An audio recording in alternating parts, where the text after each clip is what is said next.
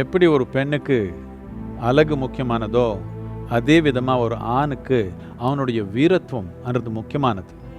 இந்த ஜல்லிக்கட்டு என்ற ஒரு விளையாட்டை நம்ம கிராம இளைஞருக்கு ஒரு முக்கியமான ஒரு தன்மை.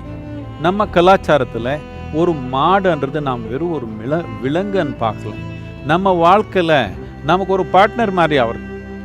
நாம் விவசாயம் பண்ணணுன்னாலும் சரி, நாம் குழந்தையாக இருக்கிறப்போ வளரணுன்னாலும் சரி, அதோடைய பால் அது கூட ஒரு சம்பந்தம் நமக்கு எப்பவுமே இருக்குது. அது கூட விளையாடுறது கூட நமக்கு ஒரு பழக்கு, நம்ம கலாச்சாரத்தில் ஒரு முக்கியமான ஒரு தன்மை. இந்த ஒரு மிருகங்களுக்கு ரொம்ப ஹிம்சை கொடுக்குறோம் என்ற ஒரு நோக்கத்தில் இந்த ஜல்லிக்கட்டு விளையாட்டு நிறுத்துறதுன்றது ஒரு சரியான தன்மை இல்லை.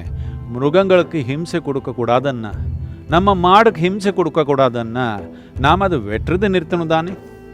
நீங்கள் வெட்டின ஒரு விலங்கு நீங்கள் ஏதோ உங்கள் உணவுக்காக பண்ணாலும் பரவாயில்ல, வெட்டிட்டு எக்ஸ்போர்ட் பண்ண ஆரம்பித்தா ஆயிரக்கணக்கில். நம்ம மாடு வெட்டி பல நாடுகளுக்கு எக்ஸ்போர்ட் பண்ணுறது ஹிம்சை இல்லைன்னா அது கூட விளையாடுறது எப்படி ஹிம்சை ஆயிடுச்சு.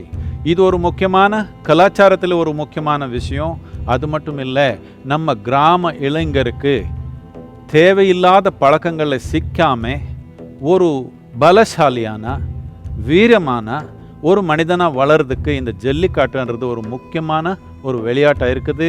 இது நம்ம நாட்டில் இருக்கணும், எதிர்காலத்துலேயோ இது சிறப்பாக நடக்கணுன்றது என்னுடைய ஆசை.